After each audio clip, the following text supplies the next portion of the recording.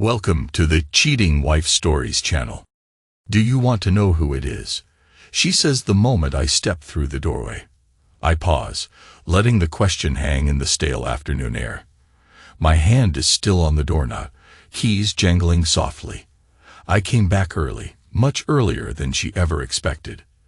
There's a flicker of shock in her eyes, but also something else, something like relief. As if she's been waiting for this moment, for the chance to spill her secrets. I can't answer her. My throat feels packed with cotton. Her voice echoes in my mind. Do you want to know who it is? Like a cold needle pricking at the base of my skull. She's standing by the window, half turned toward me, still wearing the same blouse she wore that morning, the one with pale blue stripes and a top button undone. The blinds are half drawn, and thin lines of daylight stripe her face, slicing across her cheekbones. Henry, she says, voice trembling. You're not going to say anything. I step forward, letting the door click shut behind me.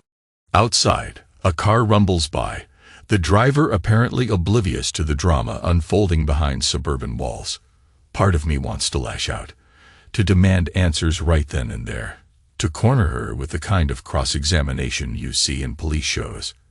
Direct, relentless, punishing. But I do nothing except set my keys on the small hallway table. The faint rattle rings unnaturally loud in the tense hush. She smooths her blouse, eyes darting from me to the floor.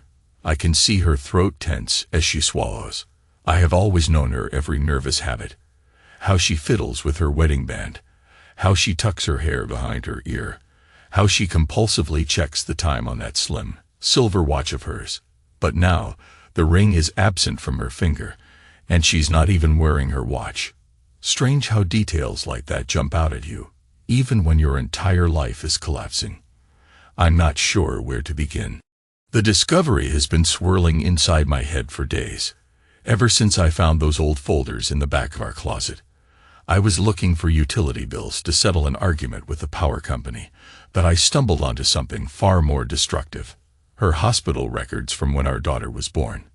Different dates, different father listed. It was a typed name, Marcus Ramirez, and it hit me like a sledgehammer. At first, my mind wouldn't accept it. I thought it might be an administrative error or some bizarre clerical mix-up. But then I dug deeper, found the notes in her phone, that single line scrawled in her digital notepad. Should I tell the truth or stay silent? And that was it. A part of me died in that moment. A calmer, more rational part took over. The side of me that's methodical and self-controlled. The side that built a career out of analyzing risk and planning finances down to the last decimal. Instead of confronting her with a shouting match or tears, God knows tears are not something a man like me is supposed to display, I turned cold. Frosty. The same way I handle a crucial business deal when I suspect the other side is lying.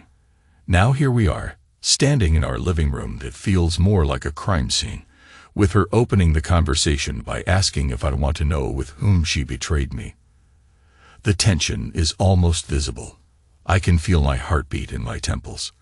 My voice cracks when I finally manage to speak. Kathy. I say, I already know his name. She closes her eyes. One tear escapes, sliding down her cheek before she catches it with the back of her hand. Then you must know everything. I let out a breath that tastes bitter in my throat. I know enough.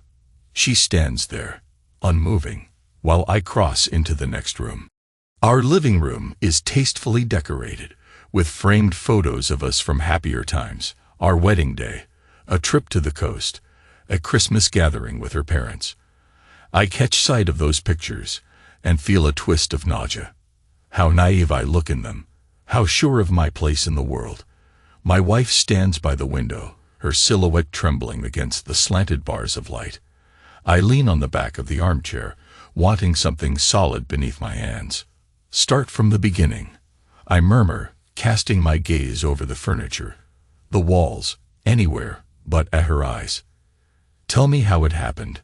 She takes a hesitant step closer. It wasn't. I never meant. Don't lie. I cut her off. Give me the truth. Isn't that what you wanted? She exhales a shaky breath. It was just once, at least at first. I was lonely, and you were always working late, always so distant. Marcus made me feel alive. It escalated.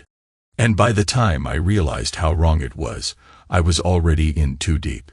She looks at me then, pleading. I'm sorry. I wanted to tell you, I swear, but everything got so complicated. Then I found out I was pregnant. The confession is out in the open, like a raw wound. And though I suspected all of this, had read it between the lines, it doesn't lessen the sting one bit. I ask, when exactly did you end it? Around the time our daughter was born. She says in a hush, eyes locked on the floor. He and I. We agreed it had to stop. He wanted to be involved. But I. She breaks off, tears choking her words. I was terrified, Henry, of ruining everything, of losing the life we'd built. So I told him to stay away. Hearing her say the life we'd built nearly sends me into a rage. My knuckles whiten on the armchair's back. But I forced the anger down, letting only a trace of it sharpen my tone. You told him to stay away. Then why was his name on the documents? Why was there even a hospital record listing him as the father? She takes a moment before answering, as if summoning the courage. There was a question about paternity, and the hospital needed more information when I was admitted. For a brief moment, I admitted he might be the father. It was never meant to be final. They said it had to be documented. Later, I told them it was a mistake, but apparently they never changed it. I thought the paperwork had been corrected. The swirl of conflicting emotions in my gut intensifies. I question whether I should even believe her about the correction attempt. My detective-like cynicism can't ignore the possibility that she's lying now. Maybe she was always planning to keep him in the background. But it doesn't matter. The betrayal is done. Henry, she whispers again, stepping forward to put her hand on my arm. I shrug her off. Don't. A harsh silence follows. Outside, the sun dips behind a cloud, plunging the room into a dull glow. This is where I should tear into her with all the fury in my chest. Demand answers, shout accusations, but I just feel tired. So damn tired. She tries again, voice trembling. Ask me whatever you want. I'll tell you. All right, I say quietly, pushing away from the chair. Where did you meet him? It's a petty question, but I need to see how she reacts, how every piece fits the puzzle of her betrayal. She fiddles with the hem of her blouse. We met at a marketing conference, a fundraiser for local businesses, you remember. I was volunteering at the registration desk to get editing clients, and he was one of the sponsors. Yes, I recall that event months before her pregnancy. I'd been there too, for a while, but left early to handle a client call. That memory stings, as if I abandoned her that night, creating the perfect gap for him to swoop in. She continues. He introduced himself. He was charming, confident. We started talking about business, about family, and before I realized it, I'd been texting him in secret, meeting for coffee, then for drinks. It all happened so fast. Fast. That's how betrayals often start, quick like a spark that's nurtured in the darkness. I swallow the knot in my throat. How did it make you feel? I force out the question, my lips trembling despite my effort to seem composed. She hesitates, but finally says, I felt wanted. I felt understood, Henry. He saw me in a way I didn't think you did anymore. I let out a sharp exhale. This is the moment, the one where I could apologize for my distance, for my endless nights at the office, but the pain of her betrayal strangles me. Instead, I say nothing. Her phone buzzes on the table, a short vibration that we both ignore. The tension thickens as I recall the last few weeks, how I've been playing the part of the dutiful husband, going with her to social gatherings, letting everyone see us as that perfect couple. Meanwhile, behind the scenes, I was dropping hints of my knowledge. The casual remark about that suspicious date on the calendar, the cryptic mention of how some things come back to haunt you. And of course, the shattered mirror, I gave her at a friend's anniversary party. I wanted her to look at her own reflection cracked into pieces, unable to hide the damage she'd done. I am no saint here. My behavior lately has been quietly vindictive, but I can't apologize for that now. Do you still love him? I ask in a low voice. She closes her eyes, tears slipping free again. I thought I did, for a while. But now, I just feel guilty, Henry. Guilty and miserable. I study her face. She's trembling, voice raw. My mind flickers back to the day I proposed. How she said yes with tears of joy. How her arms flew around my neck, and we danced in the living room. That memory collides with the present so violently that I'm not sure which image is real. I'll never forgive you, I say, meeting her gaze. A flicker of resignation crosses her features, as if she expected as much. I know, she replies, voice broken. And that's the start of it all. The unraveling has begun in earnest. But I keep my composure, because men don't cry. Men handle things. Men can't fall apart, even when their entire life crumbles. Or so I tell myself. Slowly, I turn away and head to the bedroom. I can feel her eyes on my back. But I need space, need to collect myself. Her quiet sobs echo in the hallway. Inside the bedroom, I close the door behind me. Leaning against it, I let out a single ragged breath. My heart's pounding, and I'm drenched in sweat. My reflection in the dresser mirror looks gaunt, older than I remember. I rub my face, ashamed by the tears gathering in my eyes. But I refuse to let them fall. Time creeps by in slow motion as I remember exactly how I found out. I see myself rummaging through the old brown box in our closet, flipping through folders for the electricity bills, stumbling across that crisp official letter. The date was a decade old. The name, Marcus Ramirez. The father. The typed words hammered themselves into my skull. Then I found her phone in the kitchen, that note glaring at me from her digital notepad. Should I tell the truth or stay silent? At that moment, something in me changed. It wasn't an explosion but a slow freeze, a glacier forming inside my chest. Every memory, every moment we shared, I began to question. I could have confronted her right then, but I didn't. Instead, I planned. I continued as if everything were normal, testing her reactions, watching her squirm. As the days passed, I felt a grim satisfaction in withholding my discovery, in throwing subtle barbs at her, planting doubts in her mind that I knew something. Maybe it was cruel. But betrayal does that. It warps you. And now we've reached the point where she can't lie anymore. The mask is off. Dinner is a silent affair that evening. I stir my food around the plate. She doesn't touch hers at all, just sits there with red-rimmed eyes. Our daughter is away at a friend's for a sleepover, so there's no one to maintain the illusion of normalcy. I keep waiting for Kathy to speak, but she doesn't. I sense she wants to.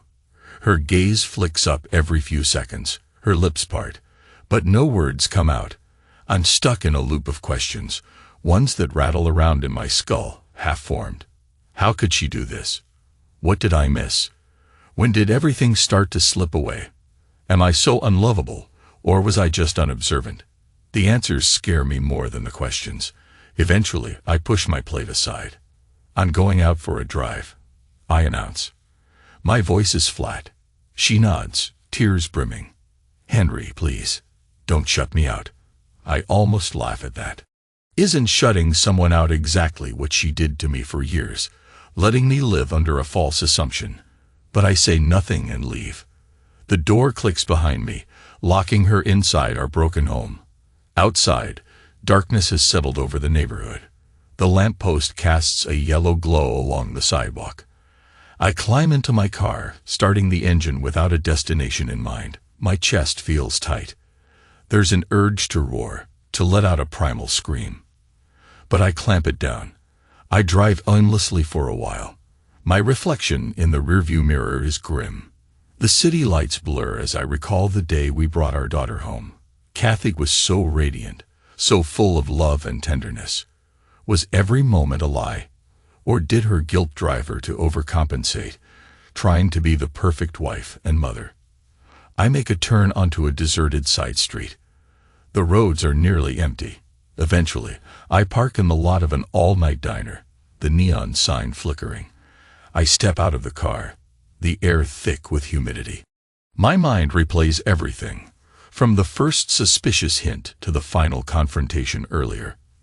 The anger, the betrayal, the exhaustion, they weigh on me like a lead vest. In the diner, I sit in a booth by the window. A middle-aged waitress with tired eyes gives me a sympathetic look, like she can read the turmoil in my face. I order a coffee, black. I don't even drink coffee this late usually, but I need something to occupy my hands. She brings it over, sets it down gently. The warm steam curls up in front of me. I stir it, though I asked for black. Maybe I'm just stirring my guilt around, mixing it with the bitterness. The strong aroma hits my nose. A few customers linger at the far end, talking in low voices. On the TV mounted above the counter, some late-night show flickers with half-hearted jokes.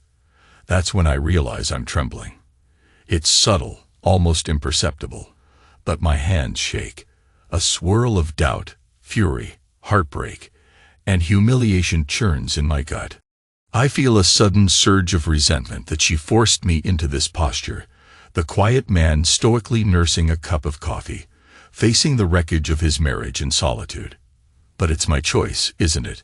My choice to hold it all in, to remain silent, to punish her with distance rather than letting loose the storm of my emotions. I remember how I teased her about a certain date. Remind me why that weekend was so important, Kathy. She went pale and stammered a half-answer, eyes darting away. I took a twisted satisfaction in her discomfort. That memory seeps into me now, and I realize just how far I've drifted from the man I used to be. The man who believed marriage was built on trust, who believed in second chances. He's gone. What's left is colder, harder. A man who wants answers and retribution. After an hour of sipping coffee and staring at the black liquid surface, I drive home. She's in the living room, the lights dimmed, waiting. When I walk in, she stands up from the couch. For a moment, I think she's going to rush to me, to wrap her arms around me and beg for forgiveness. But she only manages a broken whisper. Henry. I meet her gaze, but there's nothing left to say tonight. I just walk past and head to the guest room, shutting the door behind me without looking back.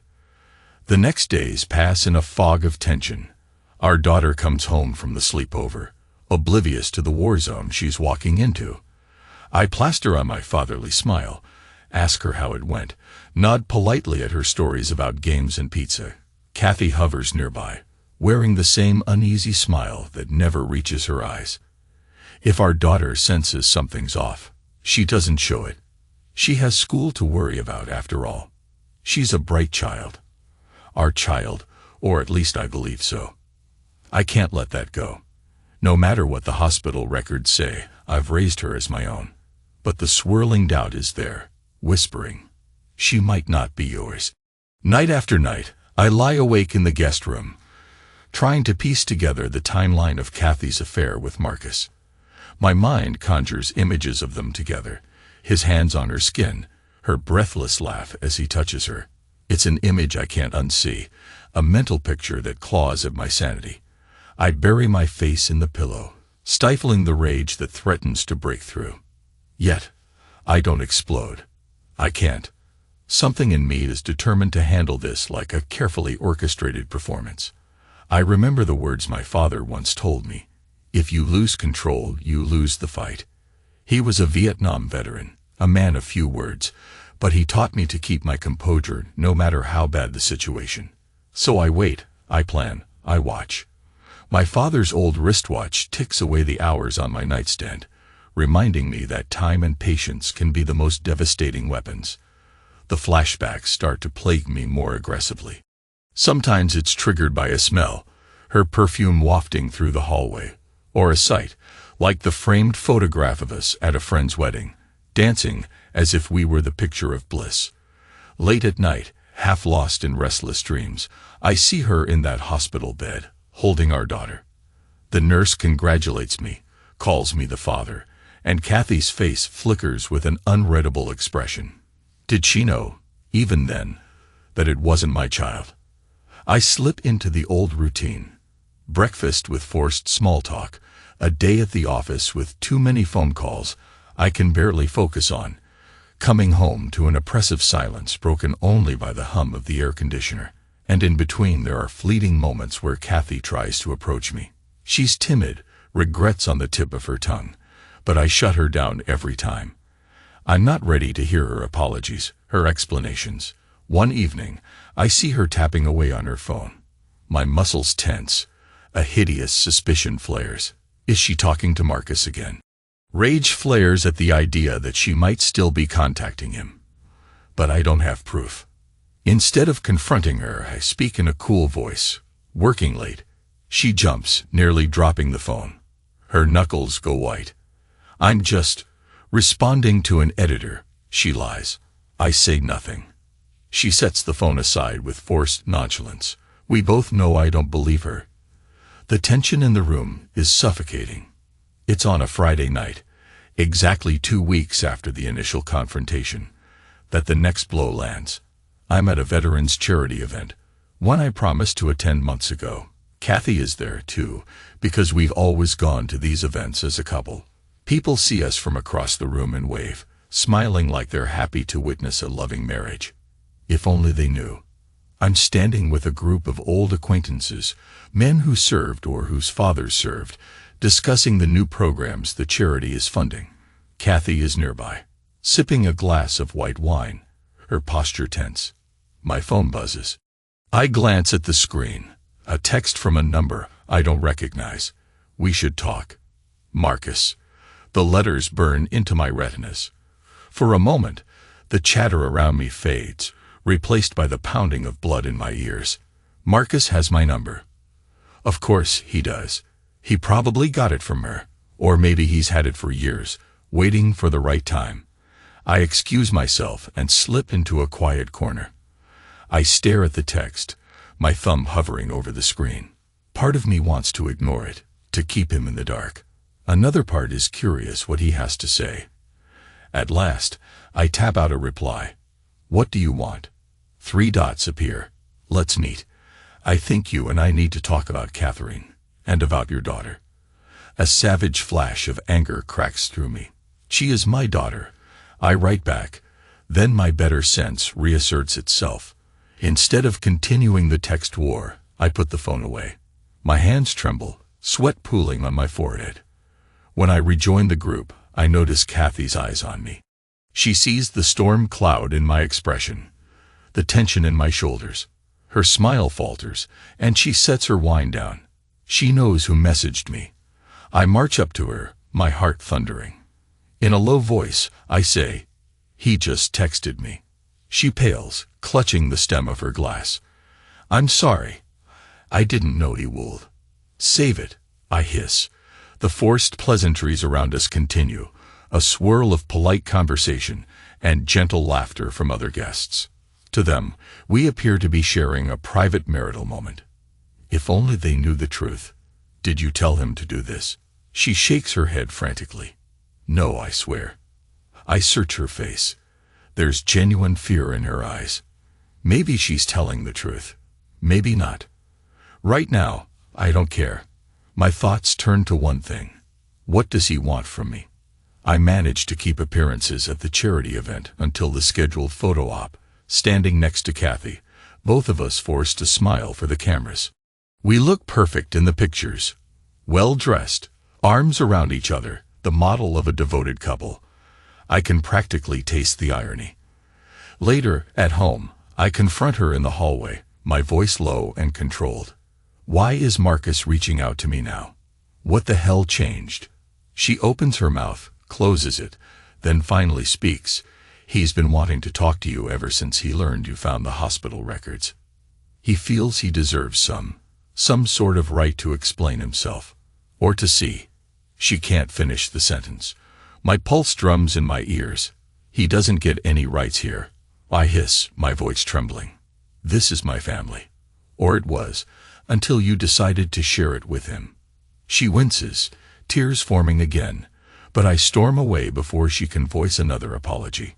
I don't sleep that night.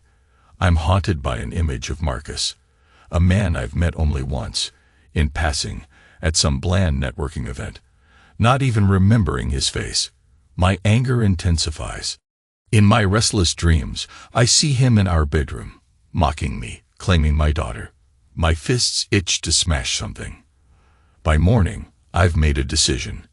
I'll meet him, not to have a civilized chat, but to look him in the eye and see the man who ruined my life. If there's going to be a confrontation, it'll be on my terms. Let me see if he's truly prepared for the consequences. I text him back. Let's meet. Tomorrow, 7 p.m., Alden Park, near the fountain. He replies almost immediately. I'll be there. The next day is a blur of anticipation. I'm supposed to be at work, but I'm useless, glancing at the clock every 10 minutes. My coworkers notice I'm off my game, but I dismiss their concerns with vague excuses. By late afternoon, I can't stand it any longer, so I leave early. I arrive at Alden Park at 6:30, the sky beginning to shift into the pinks and oranges of dusk. I park a distance away, so I can watch who comes and goes. The fountain in the center is a local landmark, a place families bring small children to toss coins. Couples stroll around hand in hand. Right now, the park is half empty, with just a few joggers and a dog walker or two. At precisely 7, I see a man approach the fountain. He's of average height, dark hair, wearing a fitted shirt and jeans. He glances around, obviously searching. I step out of my car and walk toward him. As I draw closer, I recognize him from some hazy memory of that marketing fundraiser. He has the same confident stance, a slight flare in his posture. My chest tightens. This is the man who shared my wife's bed, who fathered a child I've called my own for years. He spots me and lifts a hand in a tentative greeting. My fists clench, every cell in my body screaming at me to deck him. But I remind myself I'm here to keep composure, to glean information. So I approach, stopping a few feet away. "Henry Foster," he says, voice cautious. "Thank you for meeting." I don't bother returning the courtesy. I just stare, jaw tight. "What do you want?" He shifts his weight, glancing around as if he expects me to produce a weapon. "Look, I'm not here to make trouble. I've wanted to talk to you ever since I found out you learned the truth." I give a harsh laugh. "You think there's something you can say to make it better? You think I'm interested in your side of this story?" His expression tightens. "It's not about me. It's about your daughter." That word, daughter, from his mouth, sets my blood boiling. "She's not your concern." He exhales. "I know how this looks, all right. I'm not trying to muscle in on your family. Kathy told me to stay away years ago, and I did. I never wanted to cause trouble. But now, maybe I made a mistake by agreeing to stay out of it. I just feel this responsibility." I step closer, voice dropping to a dangerous whisper. "You have no responsibility here." "None." He holds my stare. "Don't you think I realize what kind of damage I've done? I wanted to approach you back then, but Kathy begged me to let it go. She told me it would destroy everything. I was stupid enough to believe it would all just blow over, that I could move on and forget. But that child is mine. Even if you hate me, that doesn't change biological fact. I can't even describe the searing hatred that flares in me. My breath comes in short, furious bursts. Don't you dare call her that, child. She's my daughter. I've been the one raising her, loving her, providing for her. You were just a fling Kathy had, a mistake she's been paying for ever since." He swallows, face pale in the twilight. "I know, and I'm sorry. But I want to help. Financially, emotionally, whatever you decide. I want to do what's right." His words are like needles under my skin. I sense his guilt, maybe even sincerity, but it doesn't make me less furious. I bark a bitter laugh. What's right? There is no right here. You stole something from me, whether you intended to or not. You ruined my marriage. He starts to reply, but I cut him off. If you think I'm going to just let you waltz into my daughter's life now. He shakes his head. No, that's not what I'm saying. I'm just offering my support if it's ever needed. You and Kathy can decide how to tell her, or if you tell her at all. But I can't pretend it doesn't matter. I feel my control slipping, the old lesson from my father. Keep it together, teetering on the edge. My fists tighten. One blow, that's all it would take to knock him down, to vent some fraction of the pain that's been devouring me. But I hold myself back. Barely. I don't want anything from you, I snarl. Stay out of my life. Stay out of my daughter's life. He hesitates, as if weighing his words, then says softly, if that's what you want, I'll respect it. But Henry, this is bigger than you and me. Your daughter, she has a right to know, eventually, if it comes to that. My vision blurs red. We're done here. He takes a step back, swallowing hard. I turn on my heel, leaving him by the fountain, my heart hammering. Once in my car, I grip the steering wheel so tightly my knuckles go numb. I watch him in the rearview mirror for a moment. He's standing there, staring in my direction, looking small under the glowing park lights. Then I drive off, my thoughts a storm of rage and humiliation. That night, I can barely sleep.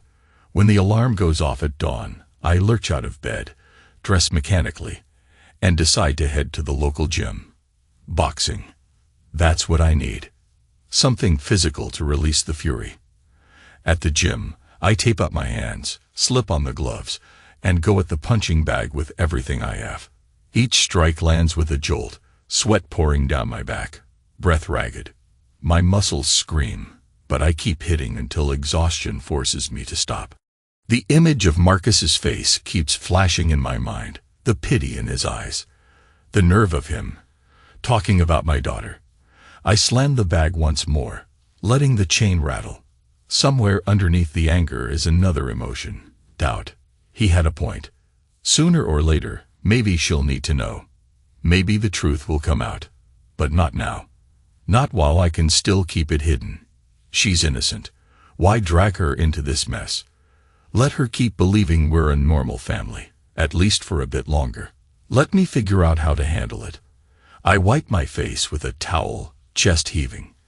On my way out, the gym manager nods at me sympathetically. He's seen men like me before, those who come to the gym to sweat out heartbreak or betrayal. I return the nod and leave. That evening, I find Kathy in the kitchen, preparing dinner. She's chopping vegetables with mechanical precision, her eyes distant. I hover near the doorway, searching for the right words. At last I say, I met him. She doesn't look up, but her hand still. Marcus. Yes. Her shoulders tense. When? Last night. Alden Park. She sets the knife down, carefully. How did it go? I breathe in, recalling the confrontation. He wants to be involved, one way or another. Says it's his responsibility. She hangs her head. I told him to stay away before. But maybe he's right. I don't know. I've been so confused. My voice is hollow. He's not right. He has no place in our lives. She finally looks at me. Face ashen. You're still willing to keep everything together, even after this. I realize she's interpreted my statement as some twisted promise of continuing our marriage. A swirl of conflicting emotions churns in my chest. Anger, pity, heartbreak. I ask a question I've been dreading. What about our daughter? Do you intend to tell her who he is? Her eyes shine with tears. No, not now. She's too young to deal with something like that. I nod, quietly relieved. Good. A hush falls between us, broken only by the hum of the refrigerator. She wipes her eyes with the back of her hand, leaving a faint streak of moisture on her cheek. I watch her, remembering 1,000 small moments. Her laugh over morning coffee, the way she'd sneak up behind me while I read the newspaper, her excitement when we planned family vacations. All of it feels shattered now. I swallow. Kathy, I'm not promising I'll forgive you or that things will go back to how they were. But right now, we have a daughter to protect. She sniffles. I know. She picks up the knife again, continues chopping. Her hands tremble. I walk out of the kitchen, uncertain whether that conversation meant anything. A part of me wonders if the time for calm discussion has passed, if we're just tiptoeing around an inevitable explosion. In the following weeks, we maintain a bizarre charade. Kathy and I still share the same roof. We still attend social gatherings. We still pick up our daughter from school and help with her homework. We still appear in public as the stable foster family. Yet, behind closed doors, we barely speak. Our daughter sees tension but can't pinpoint the cause. She's a bright kid, too bright. One day she asks me, "Dad, are you and Mom fighting?" I freeze. We're just under a lot of stress, work and all. She studies me with searching eyes. "Okay," she says softly, then returns to her homework. I exhale, heart heavy. She doesn't deserve this. She's a child caught in a silent war zone. Meanwhile, I occasionally receive texts from Marcus, short messages that I mostly ignore. He sends things like "just checking in, hope everything's okay." I never reply. Kathy, for her part, claims she's severed all contact with him, though I can't bring myself to trust her fully. Still, I have no evidence to the contrary. Work becomes my escape. I throw myself into it, taking extra clients, even volunteering for some after-hours seminars. I find a cruel solace in the numbers, in the spreadsheets that don't lie. My performance skyrockets, ironically. My boss praises my dedication. Little does he know I'm just running away from a minefield at home. But even the best illusions eventually crumble.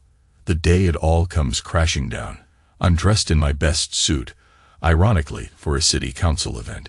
Kathy is by my side, wearing a modest navy blue dress. We're at a large hall, shaking hands with local officials, exchanging polite smiles. That's when I spot Marcus across the room. He's talking to someone I recognize, a council member who invests in local tech startups. Marcus is in marketing after all. Of course, it figures he'd be here. Our eyes meet, and an electric jolt of rage courses through me. I watch him approach, heart pounding. His expression is cautious, uncertain. Kathy sees him and nearly drops her wine glass. She sets it down hastily, her face turning the color of chalk. I muster every ounce of composure, greeting him with a curt nod. "Marcus." He nods back. "Henry." "Catherine." She forces a brittle smile. "Marcus." My gaze flicks from him to the people around us. The last thing we need is a public scene. The tension is obvious. My jaw is so tight it aches. Marcus takes a breath. "I didn't realize you'd be here," he says softly. "I was invited by the council to talk about a potential marketing partnership." Small world. I grind out. Kathy can't seem to meet his eyes. The three of us stand there in an awkward triangle, while other guests swirl around, oblivious. I consider walking away, but something about his expression stops me.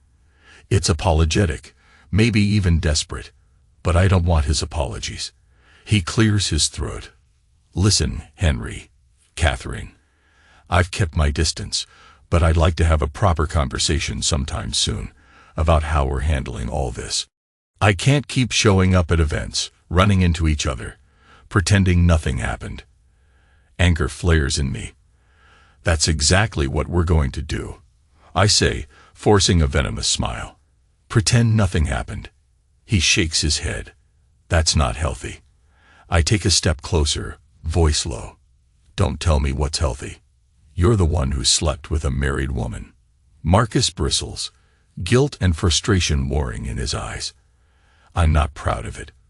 But I'm trying to fix things, Henry. I let out a harsh laugh. "You think you can fix this? You're delusional."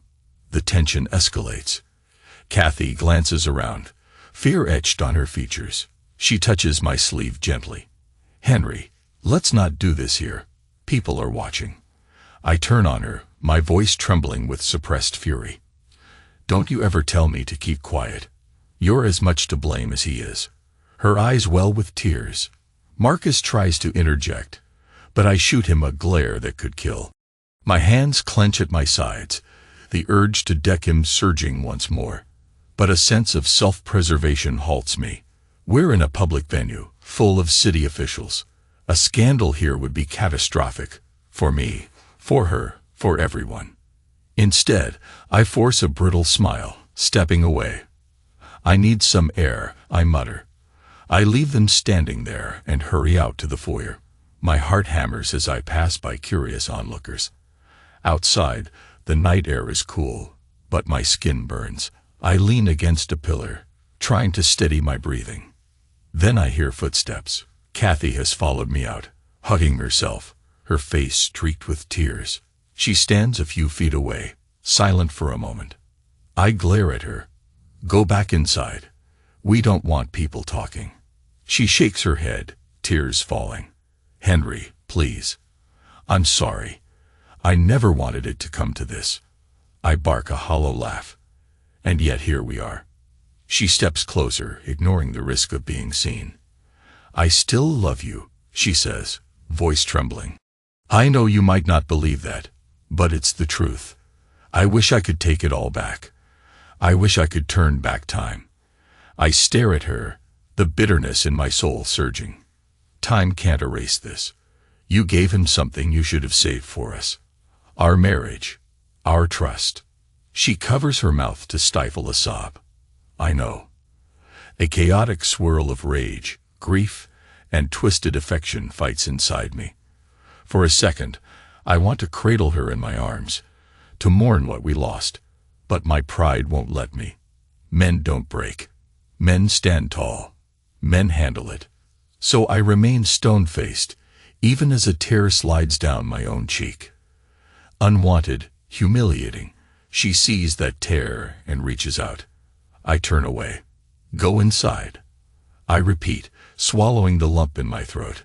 I'm not in the mood to keep playing perfect couple tonight. Go make excuses to people. Say I was called away on an emergency. Henry. Now. I muster a withering look, letting her see the raw hatred beneath it. She flinches as though struck. Then she turns and walks back in. I'm left outside, alone, the flicker of the streetlights casting a lonely glow around me. An hour later, I'm home, pacing the living room. The rage is building, unstoppable. I keep replaying Marcus's face, Kathy's voice, the pitying glances of bystanders. It's as if the entire city knows my humiliation. And I'm done. Something inside me snaps. I grab the nearest thing at hand, a porcelain vase Kathy once cherished, and fling it across the room. It smashes against the wall, shards clattering across the floor. My breath comes in ragged gasps, adrenaline surging through my veins. My reflection in the window reveals a man I barely recognize. Eyes wild, lips curled in a snarl, shoulders heaving. The front door opens. Kathy appears, breathless. She must have come straight from the event. She takes in the shattered vase, the stormy expression on my face. Her own terror is plain. Henry. What? No more secrets, I growl. No more games. I'm done. She swallows. Henry, please, calm down. Calm down? Are you joking? I gesture at the shards of porcelain. This is how calm I am. She glances toward the hallway, worried our daughter might hear. But I checked.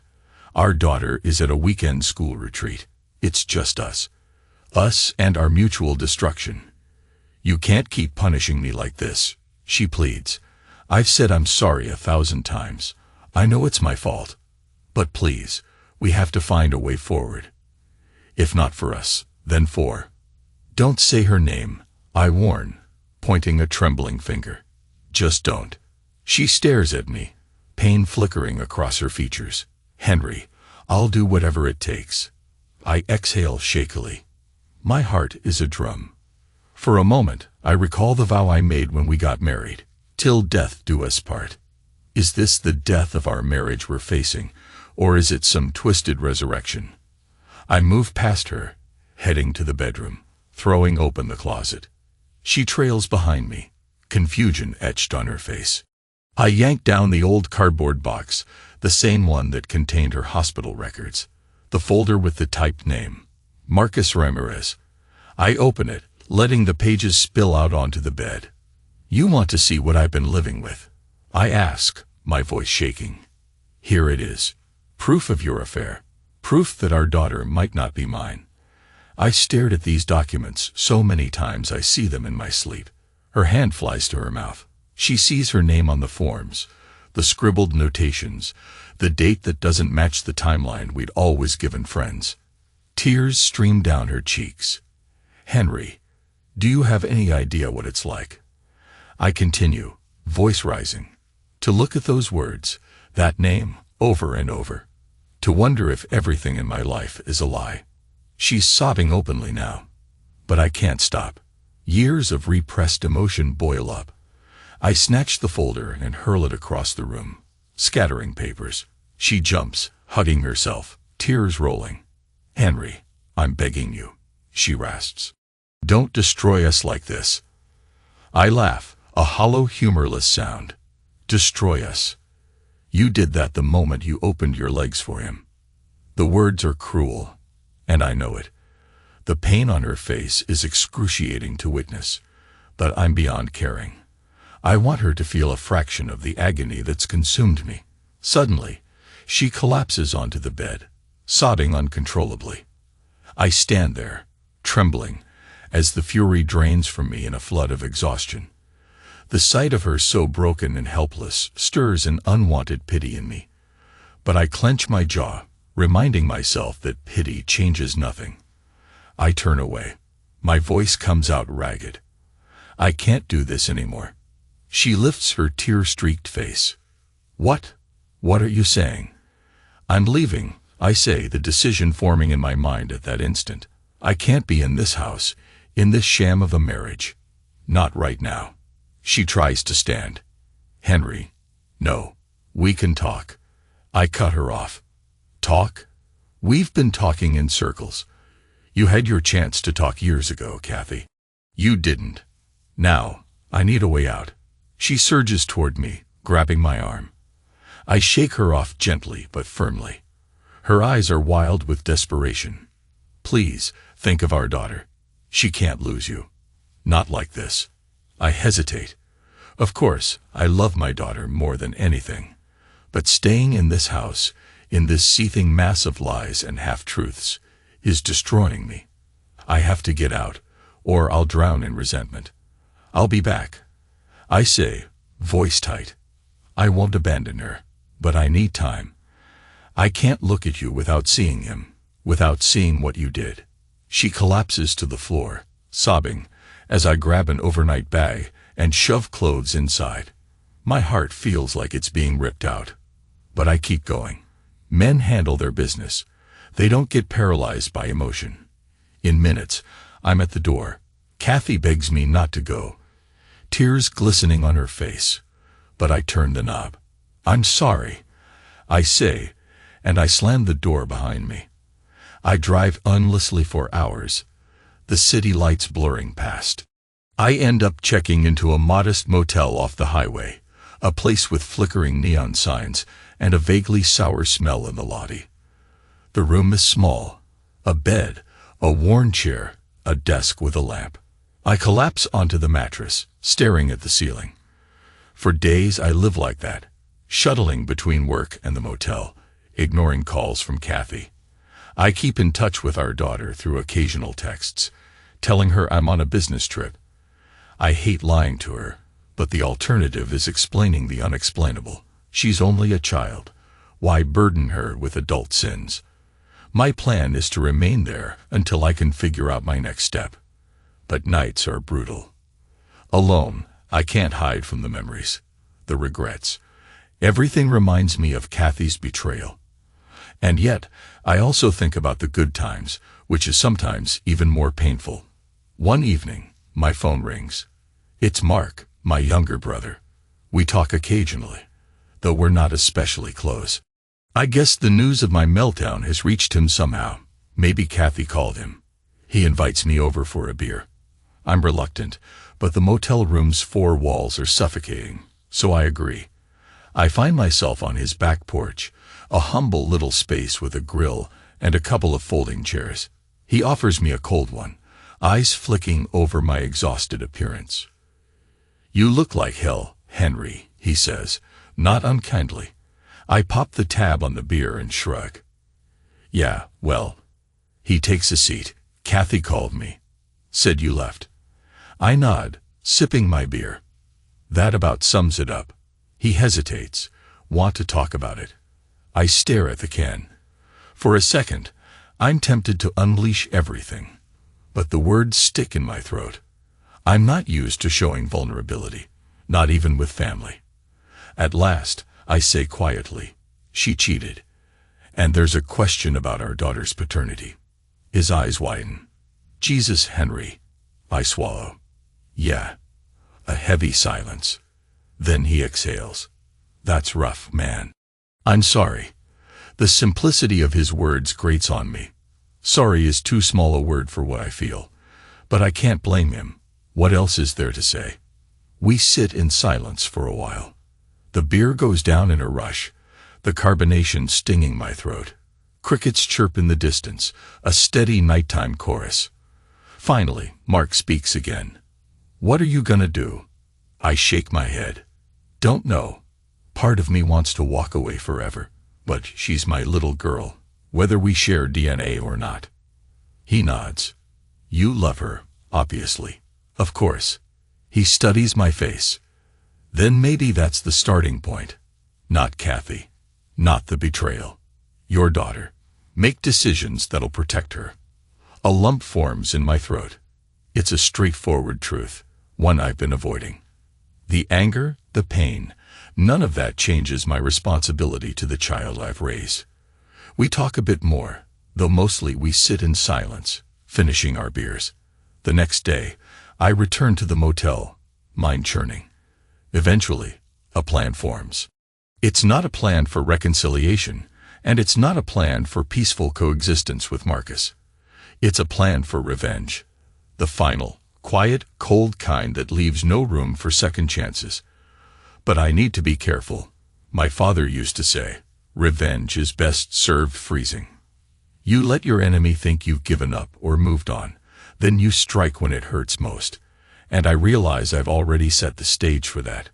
For weeks, I've been fueling rumors in subtle ways, dropping hints to mutual friends that maybe things aren't perfect at home, that maybe Kathy has secrets. I've done the same at my office, among financial circles, though carefully, so it doesn't blow back on me. Word of mouth can be a vicious tool if wielded correctly. My next step is to expose Marcus for the manipulator I believe he is. I do some digging. Thanks to contacts in the financial sector, I uncover that he's been leveraging inside connections to gain marketing contracts. It's nothing strictly illegal, but it's ethically gray enough to raise eyebrows if brought to the right person's attention. He wants to be a philanthropic hero, but I suspect a well-timed reveal will tarnish his reputation, maybe cost him deals. I store that ammunition away. As for Kathy, I can't bring myself to ruin her socially. Part of me wants to, but the father in me still sees her as the mother of my child. Instead, I craft a different approach. Over the weeks, I step back into the role of the stoic husband, occasionally showing up at the house, maintaining appearances for our daughter. I allow people to see us together again, as if we're repairing things. All the while, I keep my distance emotionally, fueling her guilt with subtle reminders of the truth, an offhand mention of that date, a hint about how paperwork never lies. She looks haunted every time. My revenge is that she's trapped in the same house, never sure when I'll explode or reveal everything. Then, one day, I deliver a final blow. I call Marcus from an untraceable number, simple enough to do with certain apps. I disguise my voice just enough to sound like an anonymous tipster. I feed him leads about a big marketing opportunity. I set up a meeting with him, then arrange for certain city officials to be there, believing they'll want to see how he operates behind the scenes. The trap is set. I want to see him squirm, to watch him realize that the rug's been pulled out from under him. He shows up at the designated location, an upscale restaurant, expecting to meet prospective partners. Instead, he finds no one but me, seated at a corner table. My father's watch ticks on my wrist. "You?" Marcus says, startled. "What is this?" I grin, a humorless stretch of the lips. "I wanted to see you again." Surprised. He glances around, as if expecting a police raid. "Henry, if this is about your daughter..." I hold up a hand. "This is about finishing what you started." His gaze flicks to the empty seats. "Where are the others?" I shrug. "Might be running late. Might not show at all. Maybe they found out who they were really meeting." I let the implication hang. Anger flits across his face. "So this is some game to you." I lean forward. "You took everything from me. My trust, my peace of mind, maybe my sense of fatherhood. You expect me to let that go?" He clenches his jaw. "I'm not the only one responsible. Kathy." I slam my palm on the table, making the silverware clatter. "Leave her out of this. This is between us." He stands abruptly. "I'm done with this. I tried to make amends, but you're determined to ruin me for a mistake we both regret. Run if you want," I say quietly, leaning back, an edge of triumph in my voice. "But your illusions are crumbling, Marcus. People talk. They talk about how your big deals might not be on the level, how you used certain connections to push smaller firms out of the way. Wonder where they got that idea." He stares, fury and panic warring in his eyes. "You bastard." I give a slow nod. "Perhaps, but I'm a bastard with nothing left to lose. That makes me very, very dangerous." He exhales, struggling to find words. Then he storms out of the restaurant, pushing past the hostess station. I remain seated, a cold satisfaction filling me. It's not heroic. It's not honorable. But I don't care. He wanted to take something from me, and now I'm taking something from him. A few days later, I hear through the grapevine that one of Marcus's deals has fallen through after rumors of questionable practices circulated. He's scrambling to salvage his reputation. The timing, according to my sources, couldn't be worse. He was on the brink of a major career leap. And me. I'm nursing my bitterness in a quiet, methodical way. Kathy suspects I've done something. She sees the gleam in my eye, and the phone calls I make in hushed tones. One night, she dares to ask me point blank, "Henry, did you do something to Marcus?" I merely smile, offering no direct answer. He's getting what he deserves. A chill passes over her features. Maybe she never realized how far I'd go for revenge. Maybe she's finally seeing a side of me that's been forged by her betrayal. She says nothing further, turning away in defeat. Weeks pass. My daughter is preparing for an important school performance. She's in the choir, excited to sing in front of the local community. She's been talking about it for months, and I promised I'd be there. Despite everything, I'll keep that promise. Kathy and I stand together in the school auditorium. The stage lights glow warmly. Children file on stage, wearing neat uniforms, excitement shining on their faces. I spot my daughter in the second row, scanning the crowd. The moment she sees us, she waves shyly. My heart pangs. I wave back, forcing a smile, ignoring the burning knowledge of her uncertain paternity. She's still my little girl, and always will be. The performance starts, a medley of holiday songs. Parents beam, some snapping photos. Kathy stands beside me, arms folded. I sense her longing to hold my hand, to share this proud parental moment. But I keep a respectful distance. We are present for our daughter, but we are not united.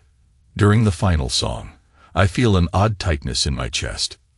Tears threaten, but I hold them back. My father's old lesson echoes in my head. Men don't show weakness in public. Yet I sense something stirring, a longing for simpler times, an ache for what we lost. The children's voices rise in harmony, beautiful, and pure. I close my eyes. Afterward, we greet our daughter, praising her performance. She's beaming, so happy to see us both there. She tugs my sleeve. "Daddy, did you like it?" I force a genuine smile. "Loved it, sweetheart. You were amazing."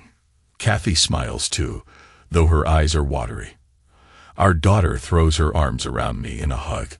I hold her close, swallowing the painful lump in my throat. I catch Kathy's gaze over our daughter's shoulder. She mouths, "Thank you." For just a second, we share a fragile moment of understanding. Later that night, I sit alone in the living room. Kathy is upstairs, reading our daughter a bedtime story. I can hear the soft murmur of her voice, the occasional giggle from my little girl. The knowledge that those tender moments might not truly be mine to claim stabs at me.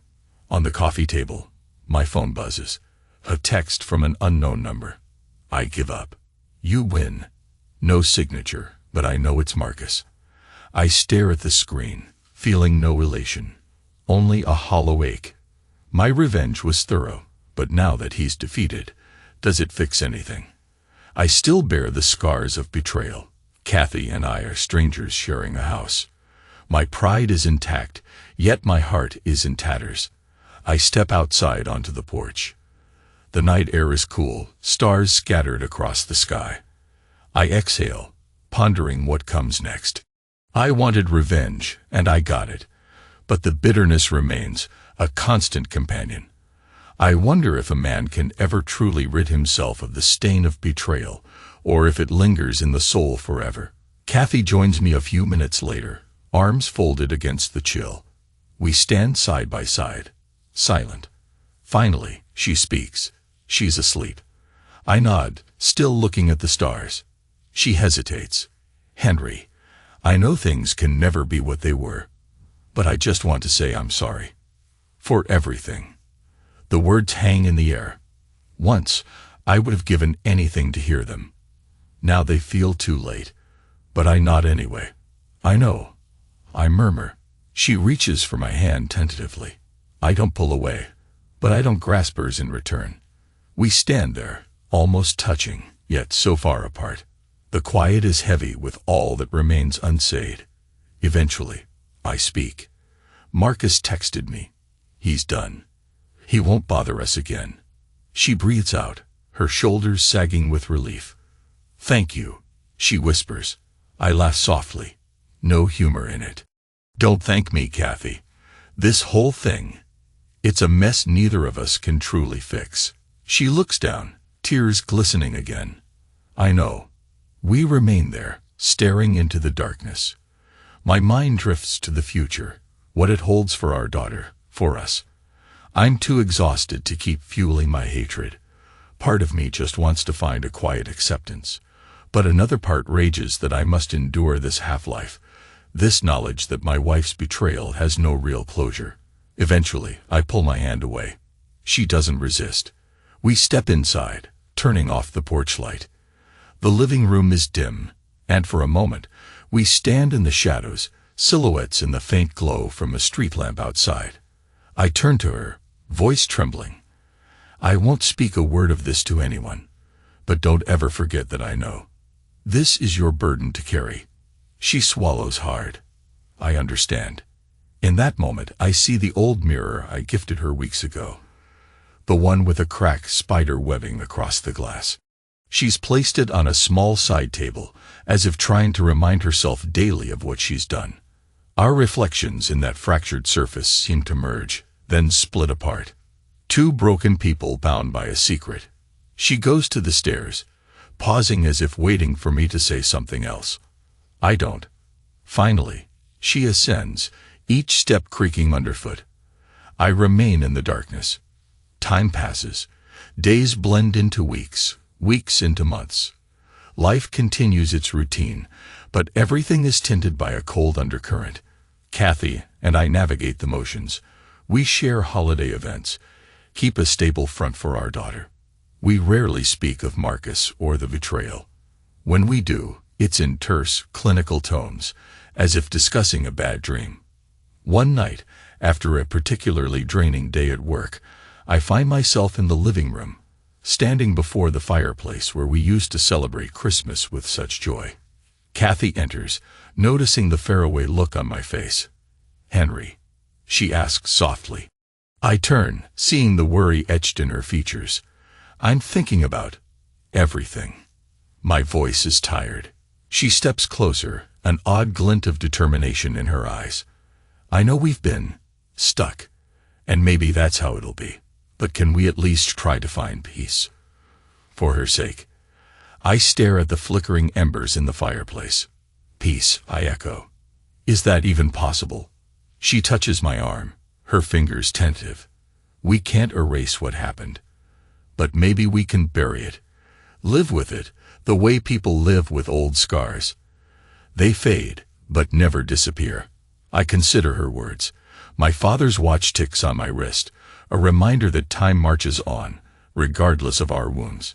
"I can't promise you anything, except that I won't leave our daughter. Ever." She nods, eyes brimming with tears. That's enough. We stand there for a long moment. This isn't forgiveness. It's not a happy ending. It's a truce of sorts. A cold acceptance that our marriage will never be the same, but maybe we can maintain a fragile sense of normalcy for the sake of the child we both love. I walk away, heading upstairs to the guest room, still where I sleep, even though months have passed. I hear her muffled sob from behind me, but I don't turn around. The final blow comes quietly, on a Sunday afternoon, nearly a year after I first discovered the hospital records. I'm in the kitchen, tidying up. The house is empty except for me. Kathy took our daughter to see her sister. I open a cabinet, searching for a dust cloth, and my eyes land on the old folder of hospital documents, tucked behind some cereal boxes. My chest tightens. I pull it out, stare at the typed lines again. "Father, Marcus Ramirez." My stomach twists, a reminder of the agony I've carried. Then my gaze shifts to something else stuffed inside the folder, a blank envelope. I open it, finding a handwritten note. It's Kathy's handwriting. "Henry, if you're reading this, I've decided to tell the truth. I can't live with the lies anymore. Our daughter deserves to know who she is, and you deserve to be free of this burden. I'm sorry for everything." My hands shake. I realize this must have been written months ago, perhaps in the midst of her guilt. Did she plan to show this to me? Was she about to reveal everything to our daughter? Did she change her mind at the last minute? I feel the old anger rising, but it's muted by the relentless fatigue of a man who's lived too long in bitterness. Slowly, I tear the note to pieces, letting the fragments flutter into the garbage. If she hasn't told our daughter yet, I see no reason to force the issue. That child has enough on her plate without her mother's confession. Right or wrong, it's my decision to keep the secret buried, for now. I put the folder away, heart pounding. In that moment, I understand that revenge, guilt, and regret have become the pillars of our existence. There's no tidy resolution, no glorious redemption. I've exacted my punishment on Marcus, forced him into the shadows, destroyed a piece of his career. Kathy will live with her remorse every single day.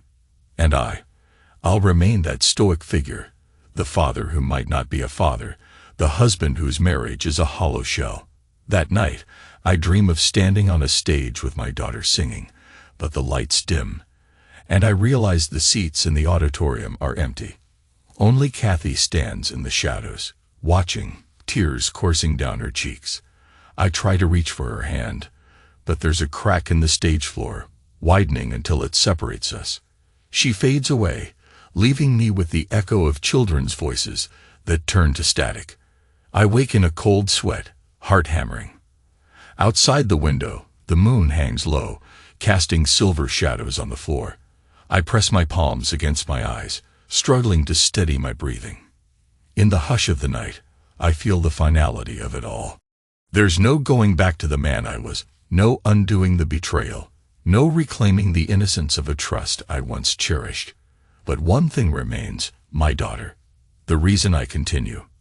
The reason I swallow my rage each morning. The reason I keep breathing, keep working, keep existing in this frigid half-life. For her, I'll maintain the appearance of a family.